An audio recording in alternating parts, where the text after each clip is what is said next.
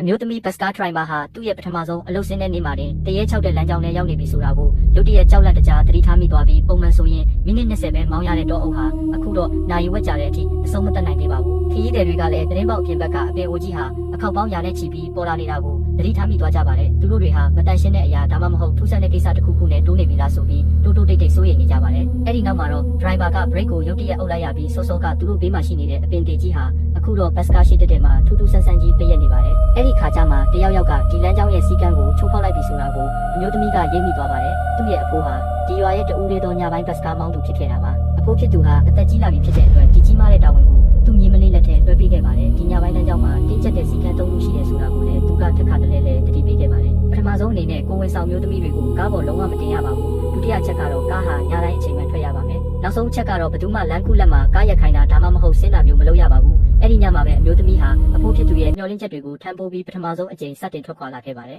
ခရီးသည်တွေကားပေါ်မတက်ခင်မှာသူကစီကံ3ခုလုံးကိုတိတိကျကျနဲ့ရှင်းရှင်းလင်းလင်းမှာကြားခဲ့ပါတယ်နောက်ဆုံးစီကံ2ခုကတော့ထူးထူးခြားခြားမရှိဘူးလို့လူအများစုကခံစားရပါတယ်ဒါပေမဲ့ကိုဝင်ဆောင်တွေကိုတားမြစ်တဲ့ပထမဆုံးစီကံကတော့ခွဲခြားဆက်ဆံတယ်လို့မျိုးတိတိတတ်တာအတန်းထွက်နေပါတယ်သူ့အဖိုးဟာဒီလမ်းကြောင်းကိုနှစ်ပေါင်း30ကြာမောင်းနေခဲ့တာဖြစ်ပြီးဒါဟာဒီလိုစီကံမျိုးရှိရတဲ့နောက်ွယ်မှာအကြောင်းရင်းတစ်ခုခုရှိရမယ်လို့အမျိုးသမီးကရှင်းပြပါတယ်ကိုဝင်ရှိတဲ့သူပါခဲ့ရင်ဘလို့အခြေအနေမျိုးမှမဆိုကားပေါ်မတက်ဖို့သူကသတိပေးပါတယ်ဒီလိုဝေးလံတီခေါင်ပြီးစုပ်ပြတ်တက်နေတဲ့နေရာမျိုးသာမဟုတ်ရင်ဒီလိုကားမျိုးကိုဘယ်တော့မှအားကိုးပြီးစီးမှာမဟုတ်ဘူးလို့အမျိုးသမီးငယ်တစ်ယောက်ကပြန်ပြောပါတယ်အဲ့ဒီလိုပြောပြီးနောက်မှာတော့သူကရောက်ခမဖြစ်သူရဲ့တွဲခေါ်မှုနဲ့တူကားပေါ်တက်သွားပြီးကြံတဲ့ခရီးသည်တွေလည်းတယောက်ပြီးတယောက်ကားပေါ်တက်လာကြပါတယ်ဒါပေမဲ့သူတို့ကတော့ဒီစီကံတွေဟာရုပ်တိမရှိသလိုမသိတော့ဘူးဆိုပြီးမကြေမနက်နဲ့ညှဉ်းညူနေကြဆဲပါအမျိုးသမီးကတော့အေးအေးဆေးဆေးပဲသူတို့သဘောမတူရင်ကားပေါ်မတက်ဘဲနေနိုင်ကြောင်းနဲ့တိုင်ကျင်အောင်တိုင်ကြောင်းပြန်ပြောလိုက်ပါတယ်သူကတော့အဲ့ဒီကိစ္စကြောင့်အလုပ်ပြုတ်သွားမှာကိုဘာမှဂရုမစိုက်ပါဘူးနောက်ဆုံးမှာတော့အားလုံးဟာကားပေါ်တက်ပြီးနေရာယူလိုက်ကြပါတယ်အမျိုးသမီးကစီကံ3ခုကိုနောက်တစ်ကြိမ်ထပ်ပြောပါတယ်အချိန်တန်ပြီဖြစ်တဲ့အတွက်သူကသတ်မှတ်ထားတဲ့အတိုင်းကားကိုစတင်မောင်းနေလိုက်ပါတယ်တိတ်မကြခင်မှာပဲမိန်းကလေးငယ်တစ်ယောက်ကရုတ်တရက်စကားဆလာပါတယ်ကိုဝင်ဆောင်တွေကမစီရဘူးဆိုတာကိုသူပထမဆုံးအကြိမ်ကြားဘူးတာဖြစ်ပြီးတကယ်လို့ကားပေါ်မှာကိုဝင်ဆောင်တစ်ယောက်သာပါလာရင်ဘာဖြစ်မလဲဆိုတာကိုသူကသိချင်နေပါတယ်တက်ကြီးရွယ်ဦးအမျိုးသမီးတစ်ယောက်ကတော့ဘေးကင်းရောက်သွားတာကလွဲလို့ဘာဖြစ်အောင်မှလဲဆိုပြီးဘာမှဂရုမစိုက်တဲ့ပုံစံနဲ့ပြောပါတယ်ဒါပေမဲ့စီကံဖောက်ဖျက်တာနဲ့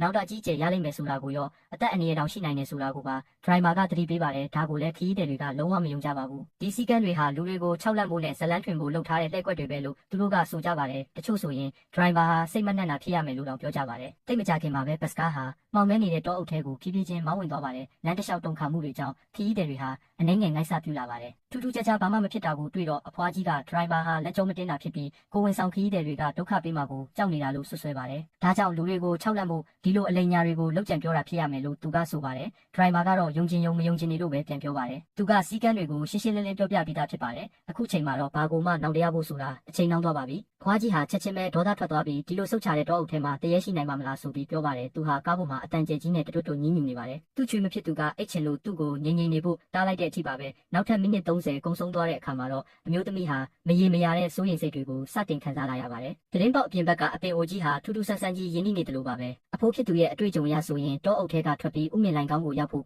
10မိနစ်ပဲကြာတင်တာပါဒါပေမဲ့အခုတော့နိုင်ဝက်တောင်ရှိနေပြီဖြစ်တယ်လို့သူတို့တွေဟာတောအုပ်ထဲမှာပဲပိတ်မိနေစေဖြစ်ပါတယ်ဒီအချိန်မှာပဲအဖိုးကြီးတယောက်ကလည်းအပြင်ဘက်ကတစ်ပင်ဟာအတော်လေးရင်းနှီးနေတာကိုသတိထားမိသွားပြီးအခုချိန်ဆိုသူတို့တောအုပ်ထဲကထွက်နေရပြီလို့ထောက်ပြပါတယ်ဒါကိုကြားလိုက်ရတဲ့ခရီးသည်တွေဟာချက်ချင်းပဲသတိတက်သွားကြပါတယ်သူတို့အပြင်ကိုကြည့်လိုက်တဲ့အခါမှာအဲ့ဒီအပင်ကိုပဲအနည်းဆုံး6ခေါက်လောက်မြင်ဖူးနေပြီဆိုတာကိုသိသွားကြပါတယ်အစပိုင်းမှာတော့ဒရိုင်ဘာကလမ်းလွဲမောင်းနေတာလို့သူတို့တန်တရားဝင်ခဲ့ကြပါတယ်ဒါပေမဲ့ရုတ်တရက်အပူချိန်တွေကျဆင်းလာပြီးတကိုယ်လုံးစိတ်တက်သွားတဲ့အထိအေးစိတ်လာတာကိုသူတို့ခံစားလိုက်ရပါတယ်ကားထဲကမီးတီးတွေတောင်ထူးထူးဆန်းဆန်းမိတ်တုံဖြစ်လာပါတယ်ရှေ့ကလမ်းဟာကြောက်စရာကောင်းလောက်အောင်ပုံမှန်မဟုတ်တော့တာကိုအမျိုးသမီးကရိပ်မိလိုက်ပါတယ်သူစကားပြောနေတော့မှပဲလူငယ်တယောက်ရဲ့မျက်နှာကိုတစ်ခုခုကရုတ်တရက်လာမှန်ပါတယ်အဲ့ဒါကိုသူဖယ်လိုက်တဲ့အခါမှာလူသေးတွေအတွက်သုံးတဲ့အလူပစ္စည်းတစ်ခုဖြစ်နေတာကိုတွေ့လိုက်ရပါတယ်ဘတ်စကားထဲကခေါင်းလောင်းတွေကပါအဆက်မပြတ်ရမ်းခါလာတဲ့အတွက်အားလုံးဟာချက်ချင်းပဲထိတ်လန့်တုန်လှုပ်သွားကြပါတယ်အဲ့ဒီအတန်ကသူတို့တကိုယ်လုံးကိုကြောက်စိတ်ကြောင့်တဖြည်းဖြည်းဖြစ်သွားစေပါတယ်သူတို့ဘေးကင်းဖို့ဆောင်ထားတဲ့အဆောင်ဟာဘလို့ဖြစ်လို့လဲမသိပဲရေရွေဆူရွှဲနေတာကိုတွေ့လိုက်ရတဲ့အတွက်အမျိုးသမီးဟာထိတ်လန့်သွားပါတယ်ခဏကြာမှာတော့စောစောကအပင်ကြီးဟာသူတို့ရှိတဲ့မှာရုတ်တရက်ပေါ်လာပြန်ပါတယ်အမျိုးသမီးဟာတိုက်မိတော့မဲ့အန်ရီကနေတီတီလေးလို့အောင်ဘရိတ်ကိုအမြန်အုပ်လိုက်ပါတယ်